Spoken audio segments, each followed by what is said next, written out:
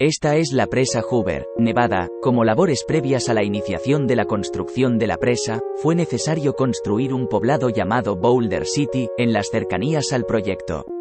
Este poblado incluyó un hospital, un centro comercial, escuelas, bancos y hasta estación de policía, debido a que la obra requirió más de 5.000 trabajadores. Si algún día visitas la presa Hoover en Estados Unidos, intenta hacer este experimento. Acércate a la orilla e intenta vaciar una botella de agua. Contrario a lo que podrías pensar, el agua no caerá hacia el vacío, sino que se elevará hacia el cielo. Esto pasa porque la estructura de la presa crea una corriente ascendente que hace que el agua desafíe la gravedad. En lugar de caer, es elevada por el viento.